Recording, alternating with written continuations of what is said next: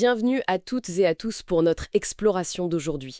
On va se pencher sur des extraits d'un livre fascinant, À la plume de votre âme, de Daniel Vignet. Notre idée, c'est vraiment de décortiquer les concepts clés autour de l'âme, sa nature, son parcours, son sens. Et on garde en tête cette question. Est-ce que l'âme est vraiment aussi légère qu'une plume? Oui, c'est un sujet incroyablement riche.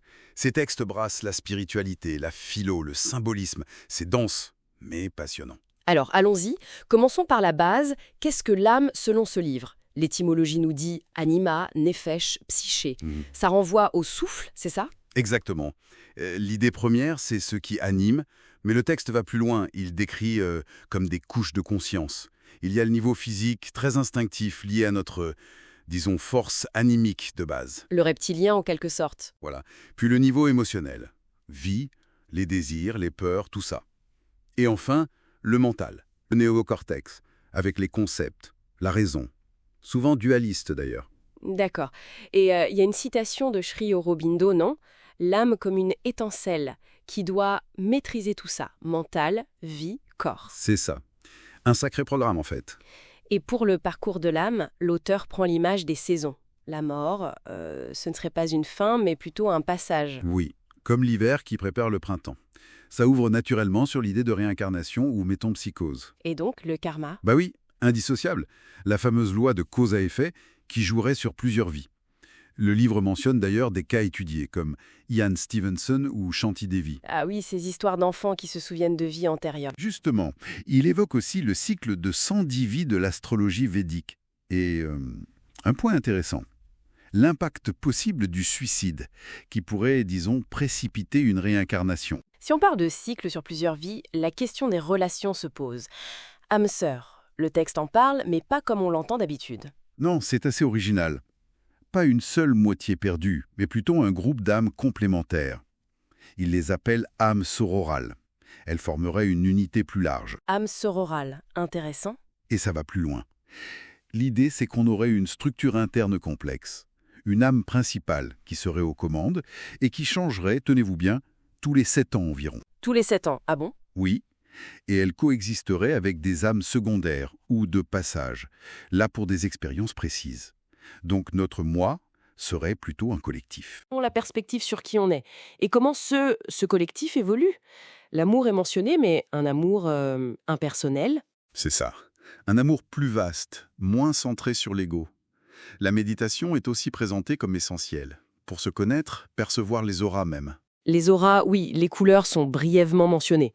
Et la synchronicité aussi. Effectivement, ces coïncidences qui semblent faire signe, comme des guides. Et il ne faut pas oublier l'art et la ludique. Il toucherait directement ce qu'il nomme l'intelligence du cœur. L'intelligence du cœur. Oui, il y a même une allusion au nombre d'or, à pi, comme si l'art nous connectait à une harmonie fondamentale de l'univers. Et après la mort physique, que se passe-t-il d'après ces écrits? On parle de séparation, du fil d'argent. Oui, ce lien énergétique au niveau du nombril qui seront prêts, ensuite un passage par différents plans, éthérique, astral. Avec le risque de rester une ombre si on est trop attaché? C'est l'idée, oui.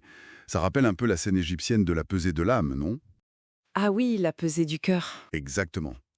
Le cœur, qui représente cette intelligence du cœur, pesé contre la plume de Maat, la déesse de la vérité et de la justice. C'est un puissant symbole du bilan moral. Avec Anubis, Thoth. Osiris, bien sûr.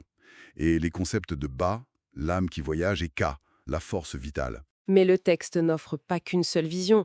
Il y a aussi une perspective d'inspiration bouddhiste qui est évoquée. Tout à fait. L'idée que l'âme, comme le moi, n'aurait peut-être pas d'existence propre, intrinsèque, la fameuse vacuité. Tout serait interdépendant. L'ego stable serait une illusion, Maya, face à l'impermanence de tout. Précisément. Et c'est là que ça devient intéressant. Cette illusion d'un moi séparé et permanent serait la source de la souffrance. L'attachement à cet ego, l'ignorance de notre vraie nature interconnectée. C'est une perspective assez radicale quand même. Ce qui nous ramène à notre question du début. Le poids de l'âme.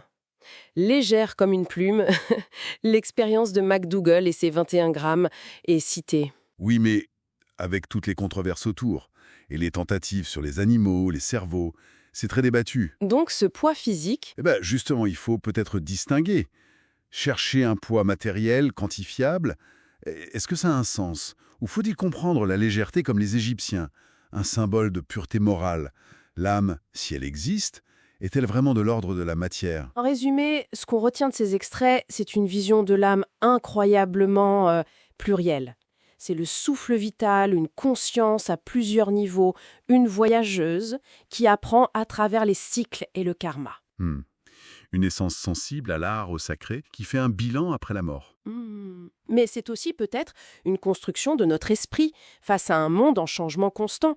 C'est ça qui est fascinant, cette richesse de points de vue. Et peut-être une dernière chose à méditer pour ceux qui nous écoutent, au-delà de vouloir la définir ou la peser, qu'est-ce que ces idées d'âme, de conscience, de cycle, de quête de sens font résonner en nous, dans notre propre vécu? La vraie légèreté finalement, celle de la plume de Mahat, ne serait-elle pas dans le fait de lâcher un peu notre ego et d'accepter le flux de la vie?